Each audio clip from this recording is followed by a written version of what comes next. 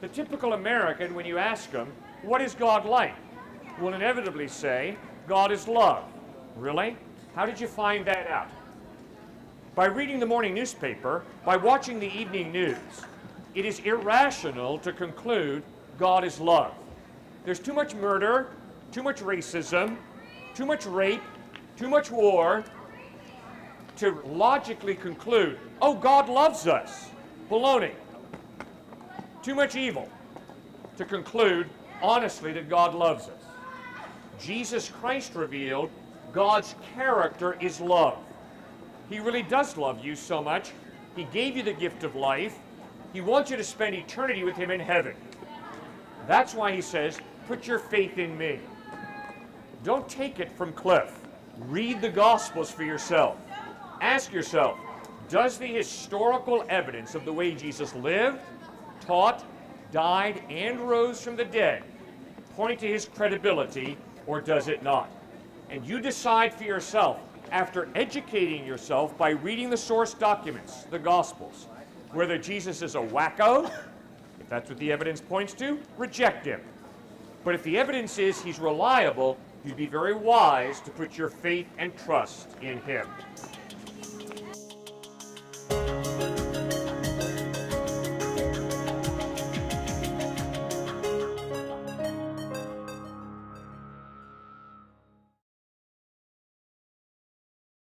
I don't want to be with a God who's going to send me to hell just because I don't believe in him. That's kind of a dick thing to do. I agree with you. I don't want to be with a God who's going to send me to hell just because I don't believe in him. But no one's going to hell simply because they don't believe. Human beings are going to hell because they choose to live their life separate from God. And because God respects their free will, he's not going to drag them into heaven to spend eternity with him against their will. You see, it's a deeper issue than simply playing a little intellectual gymnastics.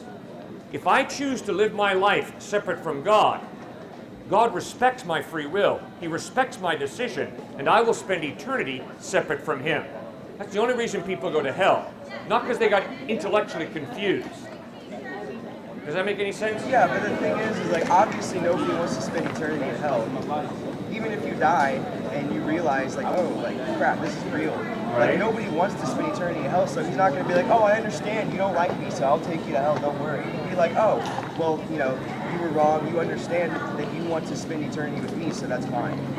If you want to spend eternity with God in heaven, you'll put your faith in Christ, and you'll spend eternity with him in heaven. He offers you that gift right today. So it's your decision. But if you choose to live your life separate from him, he respects you. He gave you a rational mind. He gave you free will. And if that's the decision you make, he will honor your decision. Guess what, sir? You don't have to study for your next exam. You can party, party, party. But you will flunk. And if you flunk enough of your exams, you will be expelled from Texas State University. Does that mean that Texas State is a warped, evil institution? No. It means you and I have to grow up, and we have to realize, although we're free to party, party, party, we're not free to escape the consequences. We will flunk, flunk, flunk. See, so part of growing up, part of maturing means I realize I can get drunk every night, but my brain will fall apart. I will become an alcoholic. I can get high, get behind the wheel of a car, but there's a good probability that I'm going to end up dead from a car accident. Now, I'm free to do that, but I'm not free to escape the consequences of my decisions.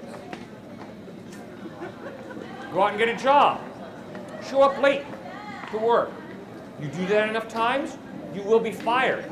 Not because your employer is evil and warped, but because there are consequences to your decisions. Have unprotected sex. You will probably get STD. Well, guess what, guys? That's called facing reality. That's what you got to do. Does that make sense? Now, what do you think about Christ? Well, everything that you just mentioned, like all those examples, Yes. say, there's, you will get an STD because that's true. That is the thing. Like, that will happen. You will get fired because that's true. You will flunk your test because that's true. Nobody knows if God is real or whatever. It's not a fact. It's not true. None of it, he should understand at least, like, oh, you know what? You're on Earth and there's a lot of crap going on down there that there's no scientific evidence for this or that or this or that. You have free will. Like, I understand it's weird. It's hard to, put your entire life into something that you're not even sure is real. Why should I put my entire life on believing in something that I don't even know if it's real or not? And if it turns out not to be real, then I've been living life the way that I don't want to. Okay, great question, and I really appreciate your thoughtfulness. You're articulate, you're thinking well. Thank you, sir. You show respect, and I appreciate that, so thank you. All right. Sir, if anybody says to you, unless you can scientifically prove it, it's not true, please look them in the face and say, no problem. Just please scientifically prove to me that unless I can scientifically prove something, it's not true. You see, sir, it's a lie. It's a total lie if anybody says, unless you can scientifically prove something, it's not true. Why? Because that's a philosophy. The statement, unless you can scientifically prove something, it's not true, is not science. It's a philosophy. It's a philosophy that says all of knowledge is contained in science. Sir, you don't scientifically prove that George Washington was the first president of the United States. You historically gather eyewitness testimony that points to George Washington being the first president of the United States. Science is a wonderful branch of knowledge, but it's just a small branch. There's historical knowledge, there is personal knowledge. To put it most bluntly to you, sir, don't go on a scientific date. I don't disagree with you. Don't do it. I don't disagree with you. I think that what you said about science is true.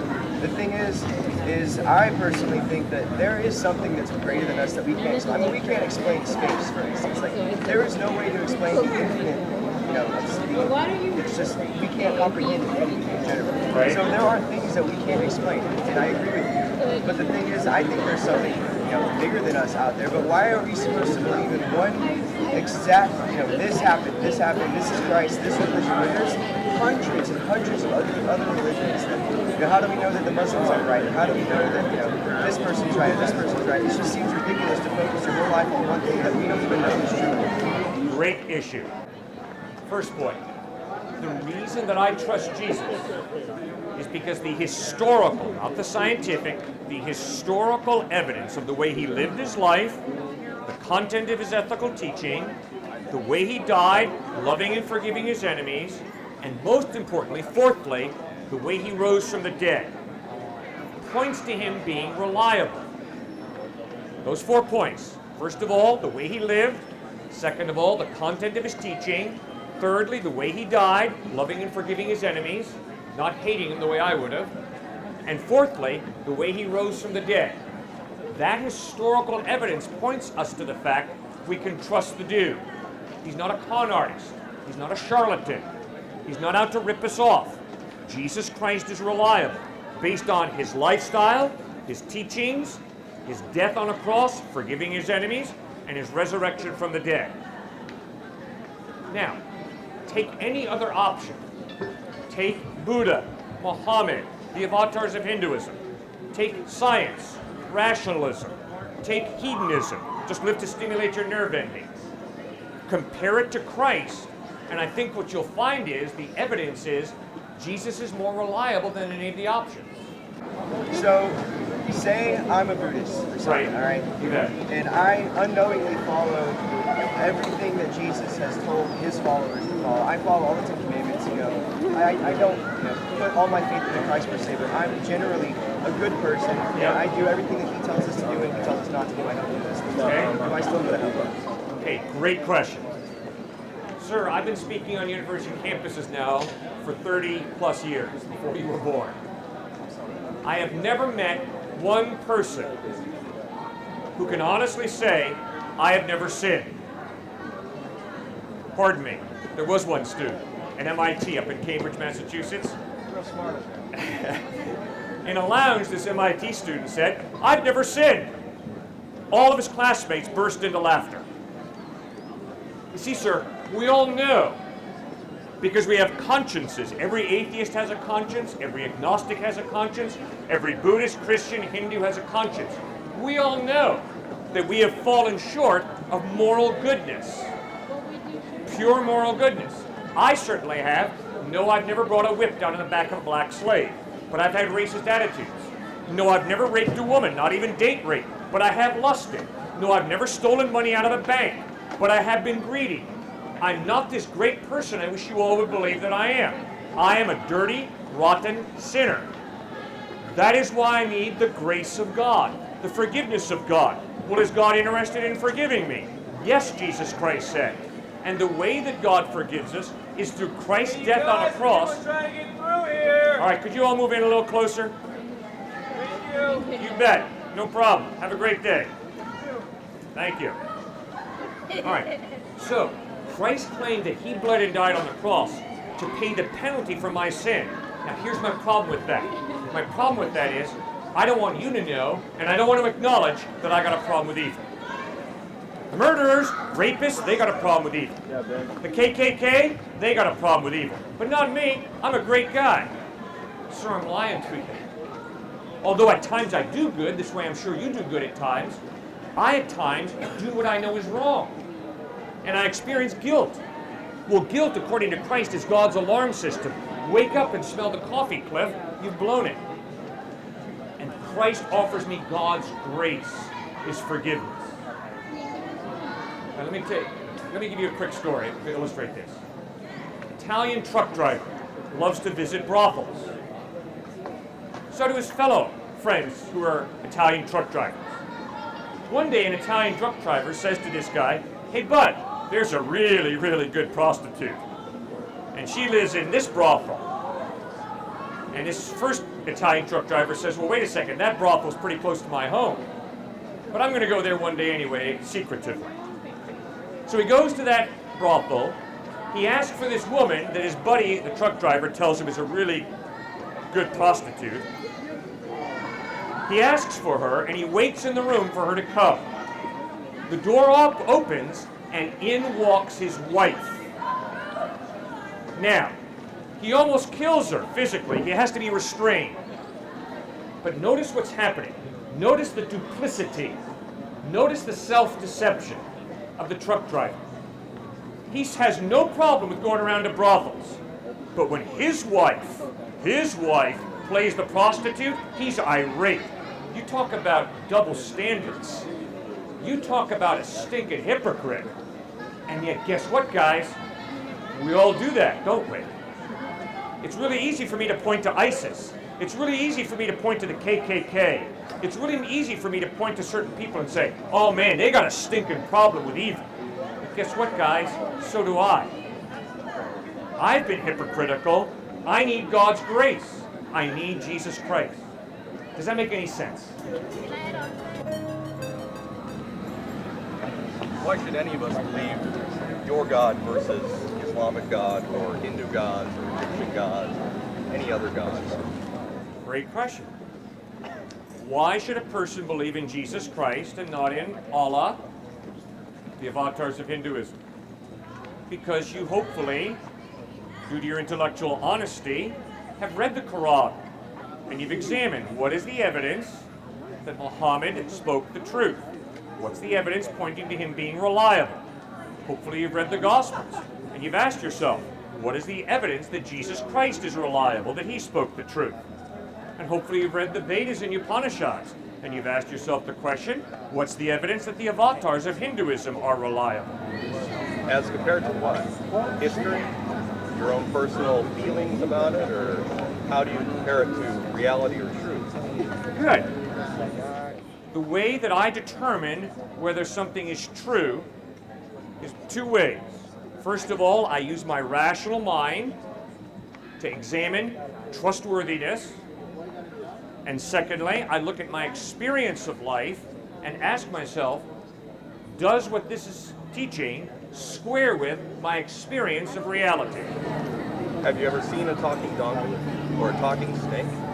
No, I have never seen a talking donkey or a talking snake. So why do you consider the Bible reliable when they both reference both of those talking creatures? You bet. because I realize that because there's a supernatural God, miracles are not irrational. You've already presupposed the God. You've already gone beyond the Bible. So why do you presuppose a God before you read the Bible that supposedly confirms the God that you're presupposing? I do not presuppose God.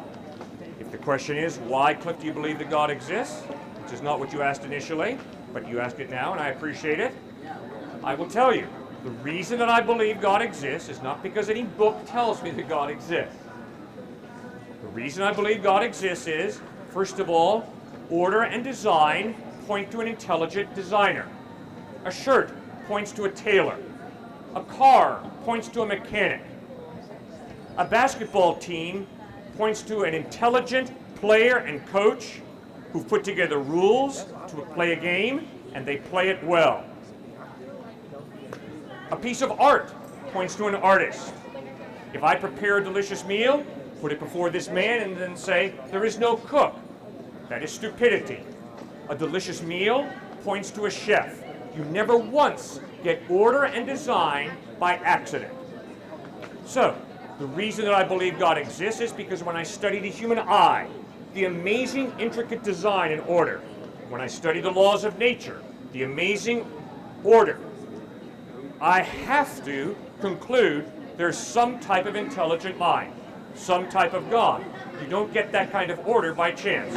Really? Have you ever seen layers of rocks? Yeah. Was that put there on purpose, or was that by natural method? By a process. Right. Does that require an intelligence behind that process, or is that just a process that happens yearly, periodically? Well, sir, I can promise you, I never get something from nothing. But you. So you're not going to have a rock coming about out of nothing by chance. The existence of a rock, the existence of the earth, points me to a cause, points me to some type of rational being who created it. Now, a process of erosion is a fascinating process that we study in science, and that is good. Can you create a rock out of nothing? No, it is impossible for something to come from nothing. Yet you claim that your God did that, so how do you do that? No. What I'm standing here saying is God is an eternal being who never had a beginning. All right?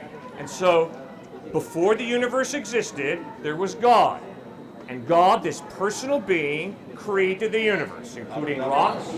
Pardon? Did he create it out of nothing, or did he create it out of parts of himself? Yeah. Created it with his energy. God said, let there be light, and there was light.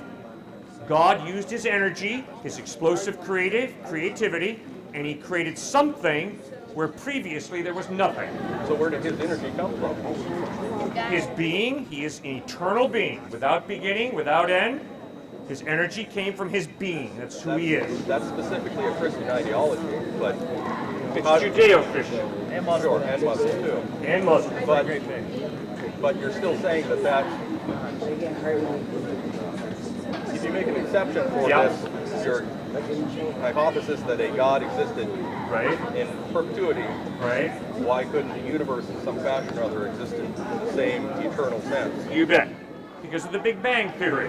That only talks about our universe, not before the universe or what preceded or what's inside it. But at this point, the overwhelming evidence is there are no oscillating universes. Before the Big Bang, there was nothing. Then the Big Bang occurred, which means the universe is not eternal. That's not the Big Bang Theory. Big Yes, Bang, it is. No, it is not. You Sure can it talk to a physicist. The Big Bang Theory happens the moment after the beginning, because that's all that our science can go back to is basically the Planck time after the initial spark, if you want to call it that. The Big Bang only talks about 10 to the minus 44 seconds onward. The Big Bang and before is purely speculation. That's not part of the Big Bang Theory. That's like when you're saying that evolution says that life comes from non-life. Again, the beginning of life is not part of evolution. That's abiogenesis, which is just speculative hypothesis at this point. Arno Penzias got a Nobel Prize because he discovered the Big Bang. I can promise you it's real clear that before the Big Bang, there was essentially nothing. Arno Penzias in the 60s got a Nobel Prize for it. Now, you can conjecture about what was around before the Big Bang, but there's no evidence that there was anything before the Big Bang.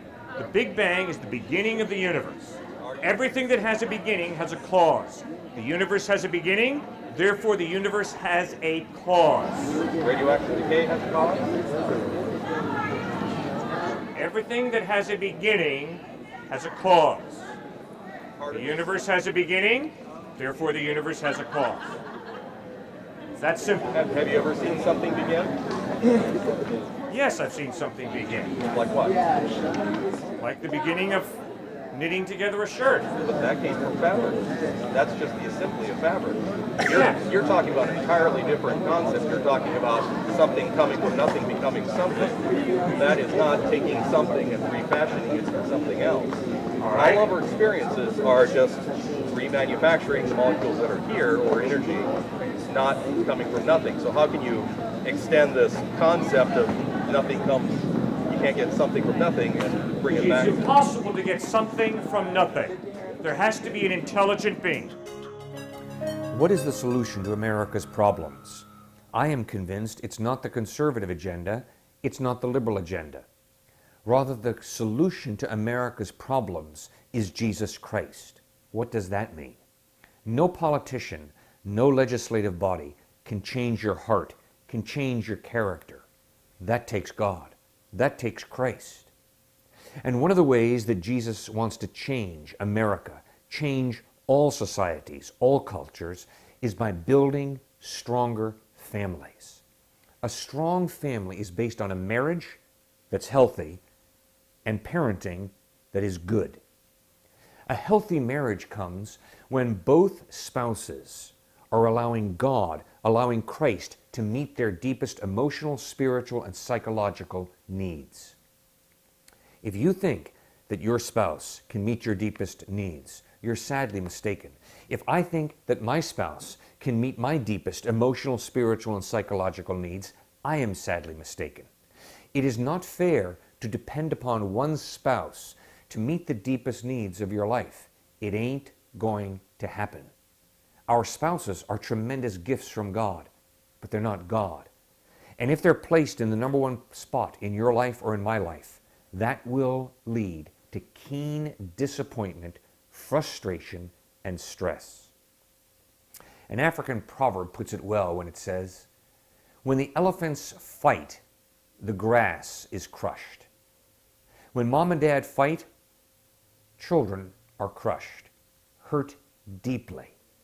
That should cause us to pause before fighting and to figure out how we can bring about compromise, peace, how we can allow love to flow instead of animosity. What a challenge it is to build strong families, especially in light of the fact that opposites attract. I'll never forget coaching soccer for kindergartners. My son was on the team, and he was one of the aggressive children who ran after the ball, tried as hard as he could to kick it into the goal. He was joined by many young ladies, girls, and young men, boys, in that endeavor. But my defense had a problem. The boys and girls on defense liked to sit down on the lawn, on the grass, and find four-leaf clovers. It almost made me pull my hair out as the offense of the other team would come breathing down on them, and they'd be sitting there looking for four-leaf clovers. Many of us are very spontaneous, very laid back, very chill. Others of us are aggressive, hard-driving, type A personalities. When you put those two together, wow, that can lead to some real misunderstanding and stress and pressure and disagreement. So a good marriage is comprised of two people who are willing to accept each other the way we are. We're willing to bear with each other, which means to give the other person space to be different and unique. We're to be patient with each other and to cut each other slack, and we are to forgive each other, which means to absorb the pain and not lash back in revenge. Yes, that is the quality of love. A love that accepts, a love that bears, a love that's patient, a love that forgives. That's the quality of love that Christ wants to use to glue our marriages solidly together. Recently, my oldest son asked me, "Dad, what was the most important lesson that Grandpa and Grandma taught you?" I thought a moment and responded rather quickly. Dad had a passionate love for Christ. Dad understood that God loved him more than anybody else in the whole universe loved him. And because of that, Dad responded to God's love. Grandpa responded to God's love with a passionate love. And he modeled that for his 6 children, and he taught us to love Jesus more than anyone. And that's exactly what Jesus said is the purpose of life. To love God with your heart, soul, mind, and strength, and to love your neighbor as yourself. And Mom, your grandma, Robert, well, she taught us an accurate definition of success. She played 5 sports in college. She was quite the athlete. She served as a nurse at Columbia Presbyterian Hospital in New York City.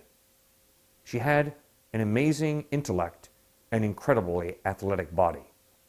But she was wise enough and committed enough to Christ to understand the true definition of success, which is not to be number 1 athletically, and it's not to have the highest GPA in school.